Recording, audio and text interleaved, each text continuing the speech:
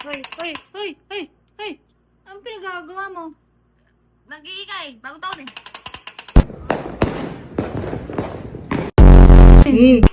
Tigilan mo, tigilan mo, tigilan mo. Tsaka mo. Tigilan mo, huwag kang rumambo dyan. Tigilan mo!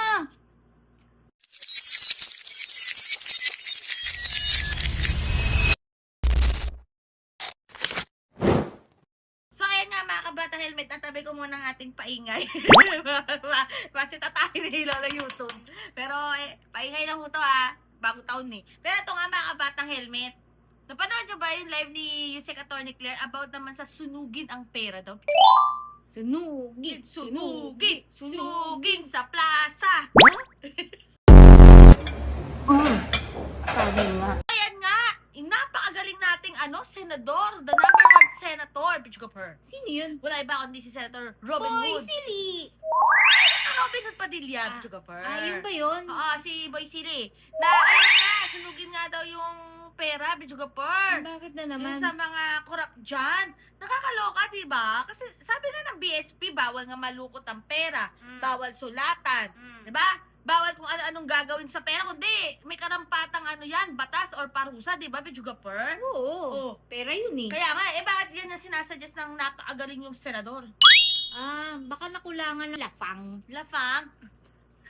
Sabi yung year! Ay, sabagay, sabi nga pala ng asawa niya, Bijugaper, Ano? 500 pesos, kayang-kaya sa Notsubena. Oh, Pero talaga lang? nakita ko sa post sa social media, en grande ang kanilang pera. Nakita mo yan? Nakita ko sa post eh.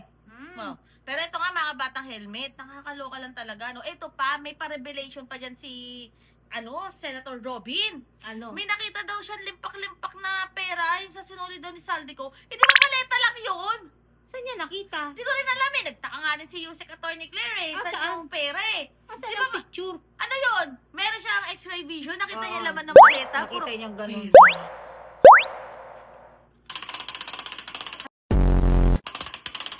Tigilan mo nga. Tigilan mo. Pero ayan nga mga bata helmet, comment nyo na kung anong masasabi nyo dyan, no? Diyos ko, yung senador ng bansang Pilipinas, kung ano-ano na lang mga pinagsasabi. Siguro meron siyang gustong gawin. Kaya lang para kasing sumasaliwa eh. Nakikita ko naman yung, alam mo yun, yung kanyang adhikain. Adhikain. Kaya lang medyo hindi, hindi siya, hindi swak. Hindi swak sa banga. Tawag basta hindi swak. Diba? Parang saliwa. Ayan, medyo saliwa. Kaya ang tanong ko tuloy, kilala naman natin to si Atty. Philip Jurado, yung kanyang legal advisor. Ang tanong natin, tuwing mai-interview ba to si Senator Robin o kaya nagpo-post siya sa kanyang Facebook, tinatanong niya ba muna sa lawyer niya bago siya magsalita? Kasi pag hindi niya to tinanong sa lawyer niya, talaga, alam mo, mga clear, mako-question siya. Mako-question siya. Okay, so ito mga clear, ito sabi niya kasi. Okay? Okay. Tayo. Ay, yan bro. Wait lang. Wait lang. Sandi lang ito mga clear. At legal lang pag-uusapan natin dito, ha? Okay, wait. Pag pinagbawal natin to, mawawalan siya ng purchasing power. Mawawalan siya ng kapangyarihan. Kapag nawalan niya ng kapangyarihan, ibig sabihin niyan, yung mga nagtago niyan, wala silang paggagamitan man.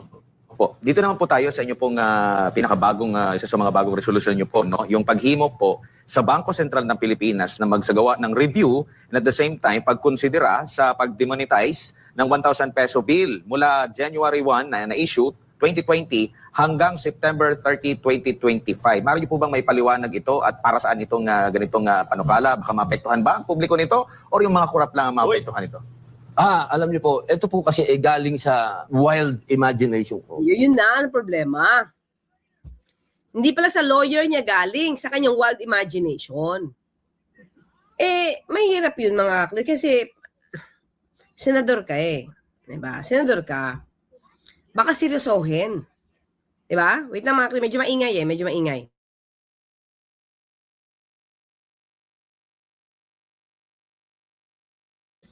Kapag wild imagination lang yan, at ano ka eh, mambabatas ka eh. Tapos, hinihimok mo yung Bangko Sentral. Siseryosohin ka nito. Sa tingin ko mga ka-clear, ang pagbibigay ng opinion, ang pagbibigay ng opinion, suggestion, dapat, especially a public servant, a lawmaker, dapat merong pang-backup. Dapat may pang-backup, dapat may resibo. Diba? Hindi pwedeng, hula ko, pwede to eh. Diba? Kung naisip mo yan, ito na sa akin mga klik, kung naisip mo yan, maganda, halimbawa, magandang suwestyon. Pero dapat, bago mo yan sabihin sa media, na-research na. Kung pwede. Diba? Kung pwede. Diba, Shiro? Tatay Gis? Addictus? Oh, sige, tuloy tayo, ha? Kaya lang, wild imagination eh. Dahil nung minsan po ako'y nakaupo sa plenaryo, nanonood ako dun sa monitor. Pinakita ng Senado yung mga sangkot sa flood control na nag-surrender ng pera. Limpak-limpak na pera po, talagang milyon-milyon na tagi-1,000. Kasabay po niyan, noong pinakita din, yung video naman ni Congressman Saldico, na puro limpak-limpak din na pera, na puro tagi-1,000. Meron ba? Sorry meron ba tayo nakitang pera kay Saldico? Malita lang yun, di ba? Oh, sorry, baka hindi ko nakita. Alam ko, nagsole si Alcantara. Sino ba nagsole? Meron ba isang engineer eh. Pero parang wala akong nakita meron ba sinole? Hanapin ko nga. Ha? Santos yun. Engineer Santos, yung isa nagsole. Contractor, Santos. Wait, mga kuya, hanapin ko lang Hanapin ko lang yung milyon na. Tingnan lang wait lang. Saan? Ano to? Scene. Kanina nakita to kay Saldico. Wait lang Meron ba? Wala ako nakita. Wala, di ba? Maleta lang. Sabi lang nga kasi sabi niya, wild imagination eh.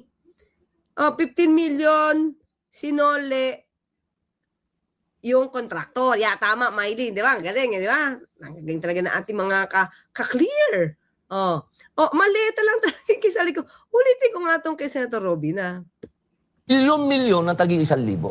Kasabay po niyan, sangkot sa flood control na nag-surrender ng pera.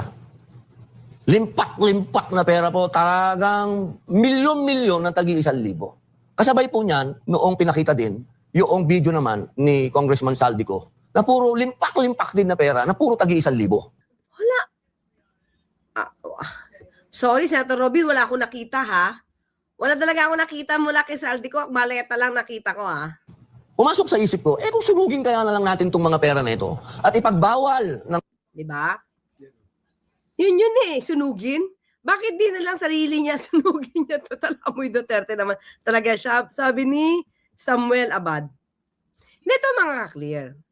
Ito mga ganitong klaseng question. Dapat ingat to Ingat ito. Kasi, bawal ang magsunog ng pera natin. Bawal yun mga ka-clear. Burning Philippine peso is illegal and punishable. Diba? Ang pagdidemonetize, hindi naman sa panununog ng pera. Tinatanggalan lang siya ng value. Pero para i-suggest mo naisip mo na, sunugin? Dapat tinanong mo muna kay Attorney Philip Jurado to Diba? Mga klip, pakita ko sa inyo para meron tayong Robobo Badilla talaga. May nakulong na vlogger sa pagsira ng pera tapos siya gusto sunugin. What the hell? Yun na nga. Diba? Parang manggaling sa isang Senator Robin Padilla na alam ko naman na nandyan lang sa tabi niya lagi si Atty. Philip Jurado. Magsasalita siya ng mga bagay na hindi naayon sa batas. Mapipintasan ka talaga dyan. O tapos sinabi niya noong nakaraang araw, ito rin yata yan, December 30, di ko alam kung ditong interview din. Sinabi niya na ang gulo-gulo na ng Pilipinas, buwagin na yung Kongreso. Di ba? Lahat ng suggestion niya, hindi swak eh. Di ba? Walang hulog. Walang hulog.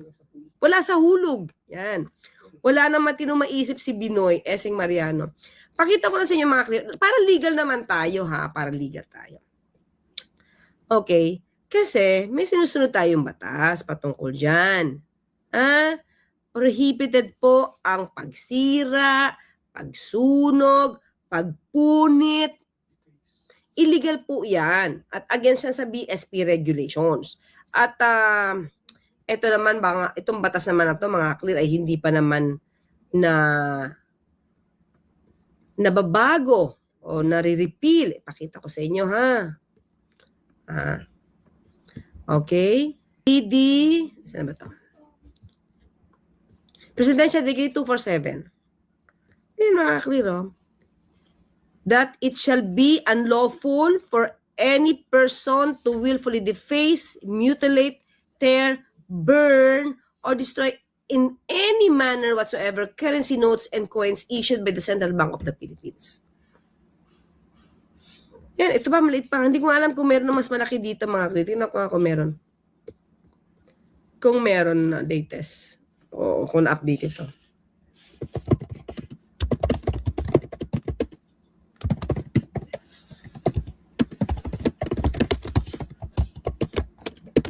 Diba? Dapat sa paggaganyan, mga ka-clear. Okay, mutilation, burning, tearing, or defacing Philippine peso.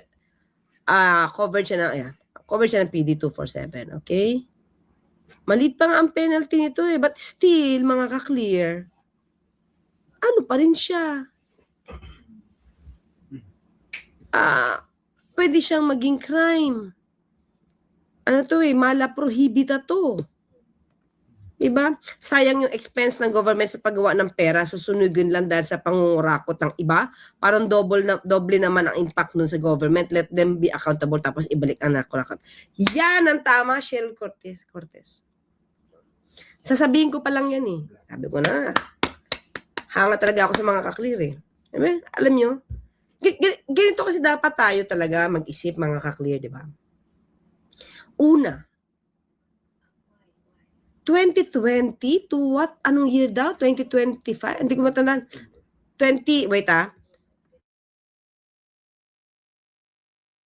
to 2025. Hindi mo ba alam ang impact nito sa gobyerno? At ang sabi niya dito mga ka-clear, para daw hindi magamit dahil baka daw, may sinabi siya dito mga clear. Wait lang ha. Dapat daw bilisan na. Agad-agad. Ha? Teka, sige. Wait lang. No wonder, parang hindi gusto ni BBM na isama sa unit team si Robin noong 2022 campaign. Si Sar lang naman nagpasok kay Robin sa lista senatorial post. Diba? Sayang yung pagkakataon eh. Okay naman ng Bangko Sentral na gamitin ang pera na yan. Ibig sabihin nun, pag pinagbawal natin to, mawawalan siya ng purchasing power, mawawalan siya ng kapangyarihan. Kapag nawalan niya ng tingin mo, pag nawala ito, 2022, 2025, what will happen to our economy? Diba? Okay, 1,000 lang, back notes. Paano kung ang ninakaw? 500. Pultong 500. Ligtas na yon? Diba? Kasi pag dinemonetize mo to at sinunog mo, edi, ano gawin? Magbagawa ulit tayo ng panibagong pera. It will take time.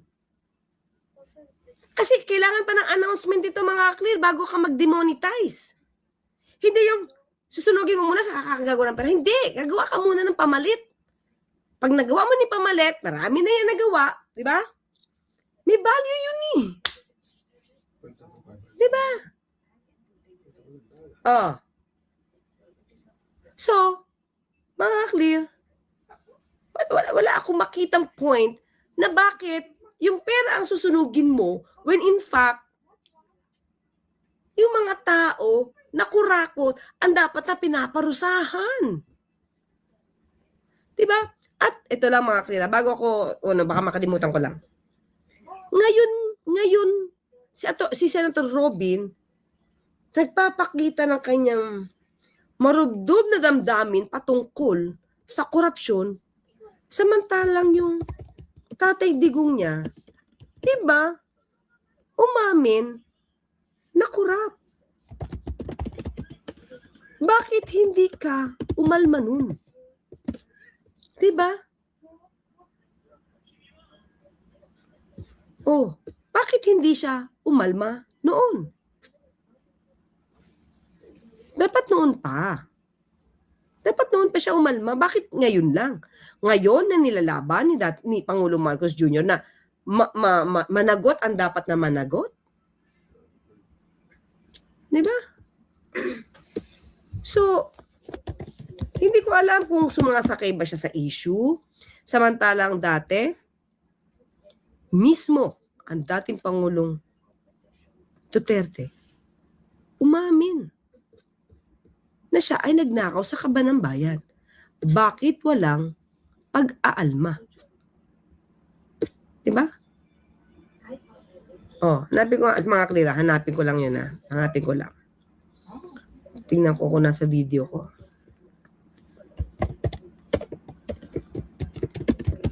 Ang sarap kasi pagka meron ka kasi ito. Pag meron ka kasing video, alam mo yun. Ang daling patunayan ko. Corruption.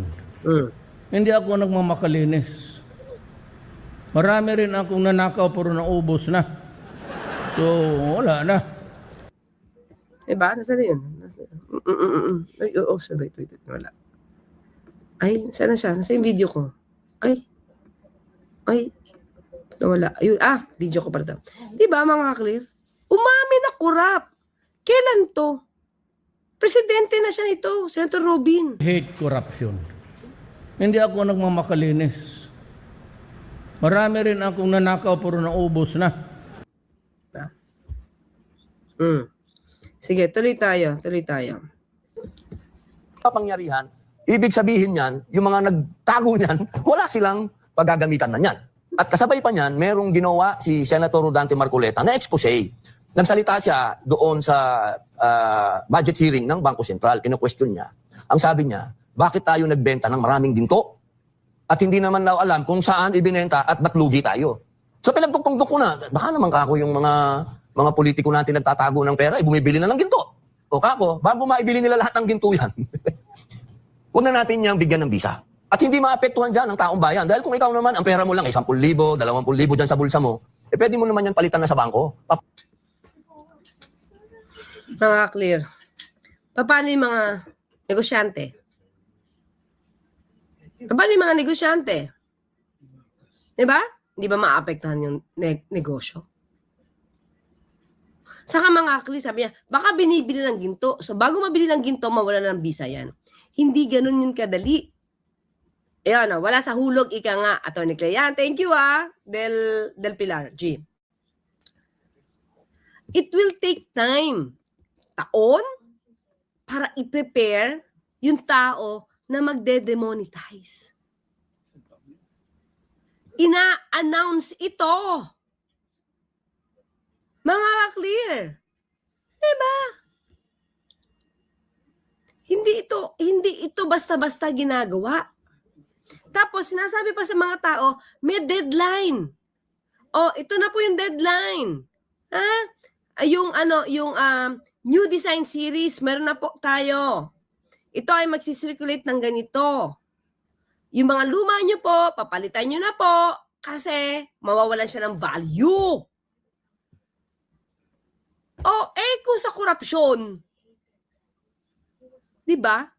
I-demonetize mo.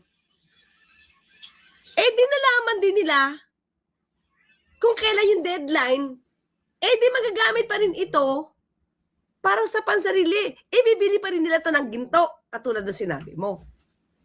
Di ba? Or ima-money laundering nila ito sa casino. Di ba? So, ang pinakamagandang question dyan, alamin kung sino yung korap, di ba? at saka papanagutin. Tama yun. Ngayon, ini-encourage, inuutos, part of the MOA ay isoli ang kickbacks. Ano yun? Lahat ng sinoli na millions nung nakaraan? Ilan, 3 beses na may nagsoli? Ano yung sunugin? Para maiwasan ng korupsyon? Hindi yan. Isa sa mga pag-iwas ng korupsyon, alamin nyo ano ang halaga ng impeachment. Diba? Para maiwasan yung korupsyon. Alamin nyo rin ano ang halaga ng impeachment kung itinutuloy, kung ang issue is about corruption. Diba? Isa sa mga move para makaiwas ng korupsyon. Imbestiga. Wag i-cover up. Lalo na kung mga kasamahan nyo, di ba? Pangalawa, di ba? Kung may impeachment, huwag ka muna mag-decide. Wala pa yung impeachment complaint, naka-decide ka na, i-dismiss mo. O, hindi ba yun pagtigil or pagpigil na maimbestigahan yung issue ng korupsyon? So, hindi tayo pwede magmalinis dito na ayaw ng korupsyon when in fact, in a way, natotolerate nyo. Diba? Oh, there's so many ways to at least curtail. Not completely, maybe. But still, ang Pangulo Marcos Jr. in-start na hindi nagawa nung nakaraang administrasyon. Sige, Senator Robin. Tanungin natin, Senator Robin. Yung binanggit, ulitin ko to. Magmumukha na tayong paulit-ulit nito eh. Yung 2020, na sinabi natin Pangulo Duterte na maraming ghost projects. Sino ang DPWH Secretary nun? Si Senator Mark Villar. May ginawa ka na ba? Or, kahit sino sa inyo? Tanungin ito. At least tanungin man lang. Si Senator Mark Villar, anong mga ghost projects yan? Kasi dapat alam mo yan kasi ikaw yung DPWH Secretary. At that time, meron ba? Meron bang nagtangka? Di ba wala? Bakit? Kasi panahon ni dating Pangulong Duterte yon. Diba? Kaya ngayon, ang inuusig nyo lang, yung mga inuusig din ni Pangulong Marcos Jr. Pero para ang palabasin na itong panahon to, corrupt. Pero nakaraang panahon ni dating Pangulong Duterte, ang dating, yung build, malinis. Pero may admission siya eh. May admission na siya na may ghost projects. So it's easy for you, for all of you, to ask this question. Diba? Kung totoo na ang puso nyo para mawala ang korupsyon, hindi pagsusunog ng pera ang sagot o ang solusyon. Yung tao, hindi ko na sinabi yung tao sunugin, mga krimen yun. Yung mga tao ang usigin, hindi sunugin ha. Usigin.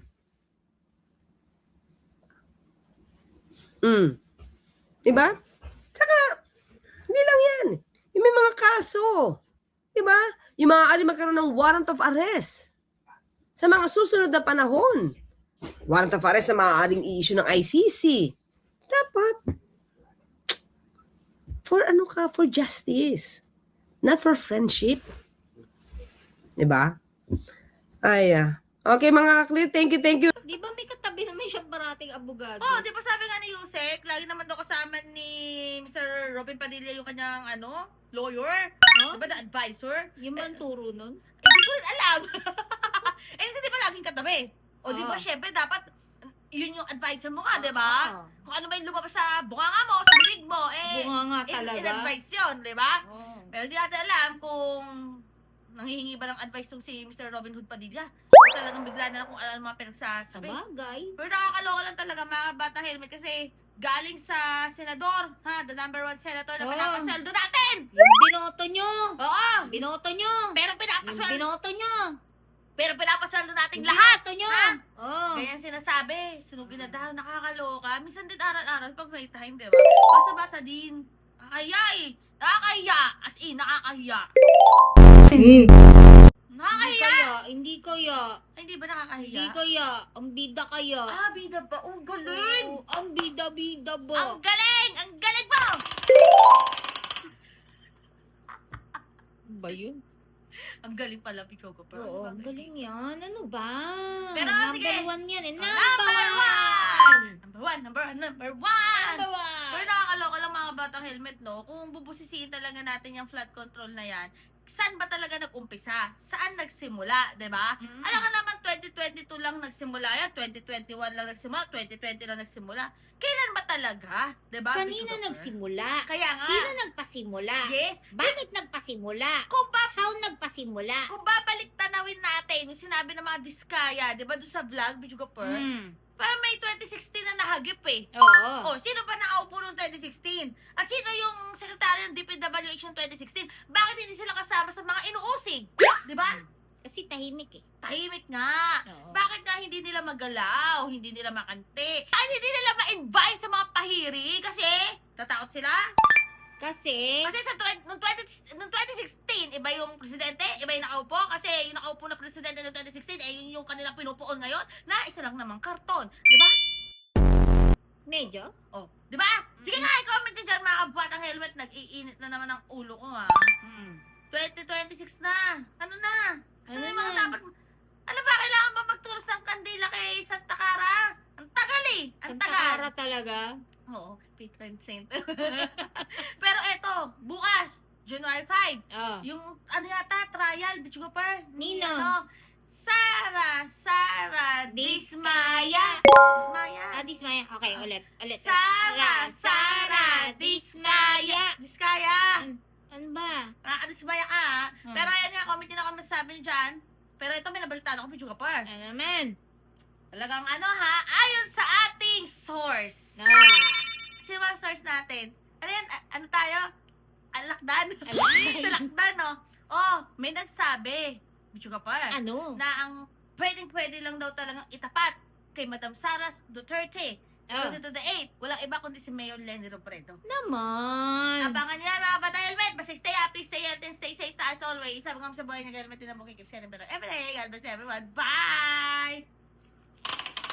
Tigilan mo na. Tigilan mo na. Tantanan mo na. Take 2 nga eh! Tantanan mo na. Hindi pa siya good take! Tantanan mo na.